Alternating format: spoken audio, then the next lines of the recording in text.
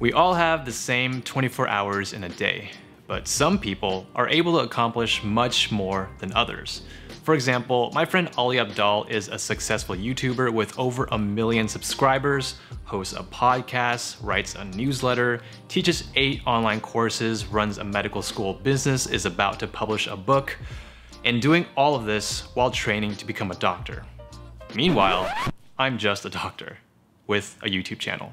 So in order to be more productive, I tried Ali Abdaal's productivity habits for 30 days, and this is what I learned.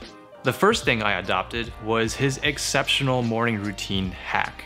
He takes a shower, brushes his teeth, and empties his bladder all at the same time. Then I step into the shower where I brush my teeth and empty my bladder at the same time because, of course, to do any differently would be to sacrifice efficiency. I found that it does waste a little bit of water while I'm brushing my teeth, but hey, I don't really pay for it, and I know that the little time I can save really adds up day after day. Next, to reduce decision fatigue, I tried going more minimalistic with my wardrobe. It's the summer, so I put on my blue shorts that I last washed in February 2018, and a t-shirt from my extensive collection. Like my friends Mark and Steve, I believe in minimizing optionality and decision fatigue in clothing choices. Giving yourself limited options in your mundane tasks makes the decision quick and easy, and it leaves you with more mental space to tackle the bigger, more important tasks in the day.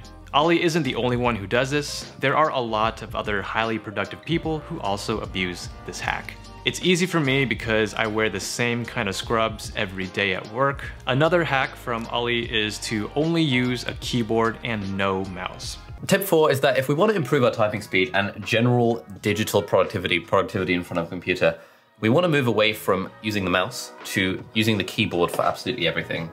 So for example, if I want to open Safari, I never ever drag my mouse over to the dock, click on Safari, because that's a waste of 3 seconds of my life. Instead, I press Command Spacebar, type in SAF, which is right next to each other on the keyboard, press enter, and I've got Safari open in about half a millisecond. And at the time I was thinking, oh, come on, man, you're just saving 10 seconds each time. But then I started using it and I realized, oh my God, the amount of time I've saved in my life by shaving off these 10 seconds for pretty much every interaction that I have with the computer is absolutely game changing. So the MX Master 3 by Logitech is my favorite mouse at the moment. It gives me great joy to use with its ergonomic design and customizable buttons. But it's a real shame that I didn't start using Ali's hack before I became obsessed with the entire MX Master series and all the models before that. But this change is all in the name of productivity.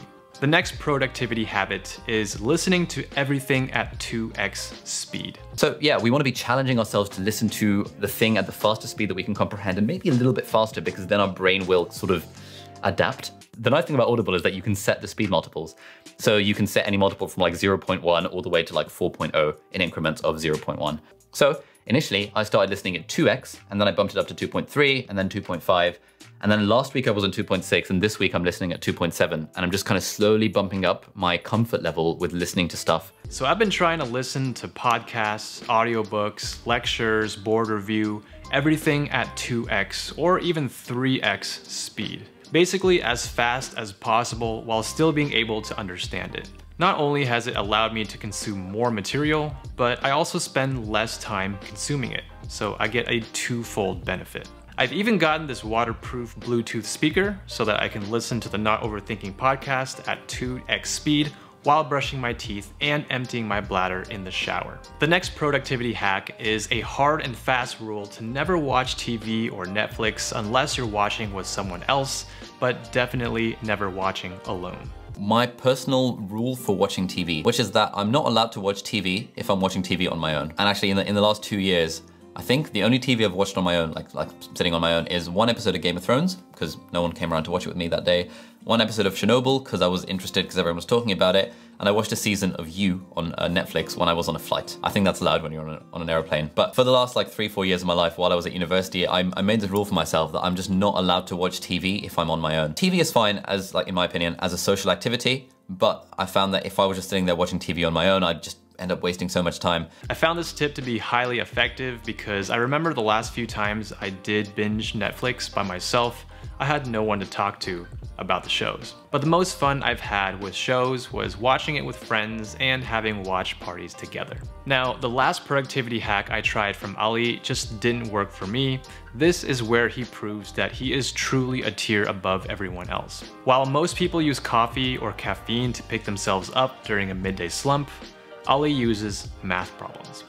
If I'm feeling like I'm in a slump, which usually happens directly after lunch or in the evening when I've come home from work and I really can't be bothered to do anything, if it's before 2 p.m. in the afternoon, then I will make myself a cup of caffeinated coffee. But if it's after 2 p.m., I like to use a non-pharmacological method, and that is by doing an online course over at Brilliant, who are very kindly sponsoring this video. And you know what else is liberating? Doing online courses over at Brilliant, who are very kindly sponsoring this video. I decide to end the day with a cheeky online course on Brilliant, who are very kindly sponsoring this video. Genuinely do an online course on Brilliant, who are kindly sponsoring this video. I've tried this many times myself, but it just doesn't seem to work for me. So touche, Ali, this is why they call you the productivity king of YouTube. Being Ali Abdaal for a day is not easy, and I heard he also has a productivity course on Skillshare loaded with more productivity tips. So I guess the next most logical thing I should do at this point is try to make a productivity course of my own. Who knows, by the time you end up watching this video, it may already be available and you can find it in the description below. If not, consider joining my newsletter so that you can be updated when that happens. Link also in the description below. Thanks for watching, and until next time.